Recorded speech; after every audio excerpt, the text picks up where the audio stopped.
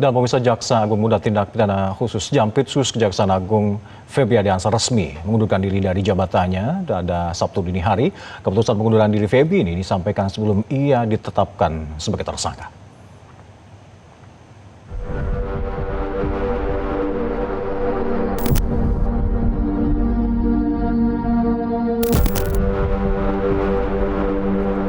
Febri Adiansyah resmi mengundurkan diri dari jabatannya sebagai Jaksa Agung Muda Tindak Pidana Khusus Jampitsus Kejaksaan Agung.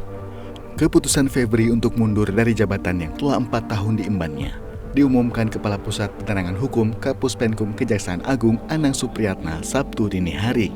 Mundurnya Febri menyusul penyidikan dugaan 3 kasus besar korupsi, suap, gratifikasi, dan tindak pidana pencucian uang yang tengah diusut tim gabungan kepolisian.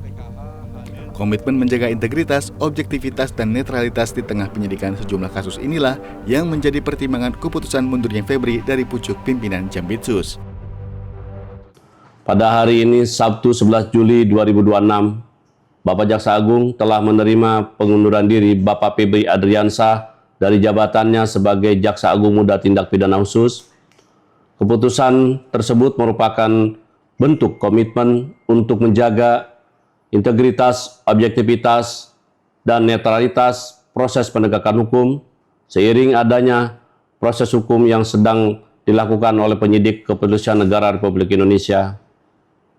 Kejaksaan Agung menghormati keputusan tersebut dan memastikan seluruh tugas, fungsi, serta penanganan perkara di lingkungan Jaksa Agung Muda Tindak Pidana Khusus dapat berjalan dengan normal dan sesuai dengan mekanisme yang berlaku. Kejaksaan Agung mengajak semua pihak untuk menghormati proses hukum yang sedang berjalan dan tetap menjunjung tinggi asas praduga tak bersalah. Sementara itu, Komisi Kejaksaan menyebut telah menerjunkan tim untuk memastikan tugas dan fungsi kejaksaan berjalan normal. Komisi Kejaksaan melihat perkara ini sebagai bagian dari proses penegakan hukum. Sampai sejauh ini kita tadi juga menurunkan tim untuk kemudian ke Kejagung, melihat proses-proses di Kejagung, so far so good. Jadi berjalan seperti like usual saja, seperti tidak ada masalah, ya biasa saja gitu. Dan menganggap apa yang dilakukan oleh Polri, ada teman-teman di Kejaksaan itu menghormati, terus juga relasi dengan kepolisian juga tetap dijaga hubungannya dengan baik, dan memang tidak ada masalah apa-apa yang kita temui. Dalam penyidikan yang menyeret nama Febri, polisi menggeledah 13 lokasi termasuk rumah Febri di Sentul, Bogor. Dari rumah tersebut, penyidik menyita 74 kg emas batangan dan uang tunai sekitar 476 miliar rupiah. Penyidik menemukan emas dan uang itu di dalam brankas yang tersembunyi di balik dinding kayu. Tak hanya itu, polisi juga menggeledah kafe di Clan Signature di kawasan Cipete, Jakarta Selatan pada Rabu 8 Juli 2026. Dari penggeledahan ini, polisi menemukan dolar Amerika Serikat dan dolar Singapura senilai 67,2 miliar rupiah. Sehari sebelum memutuskan mundur dari jabatannya, Febri Adiansyah mengakui bahwa penggeledahan yang dilakukan polisi di kawasan Sentul merupakan rumah pribadinya. Febri pun membantah keterlibatannya dalam bisnis kafe di Klen yang ditelusuri polisi.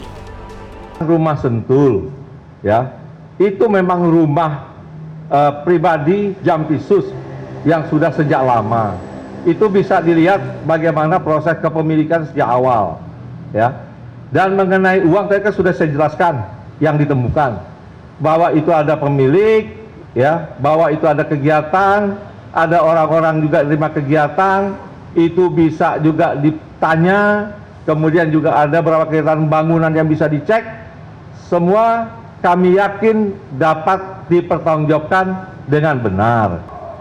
Dan sekali lagi dapat saya jelaskan bahwa Jampitsus tidak ada keterkaitan dalam bisnis yang telah diberitakan di medsos seperti di Cipete.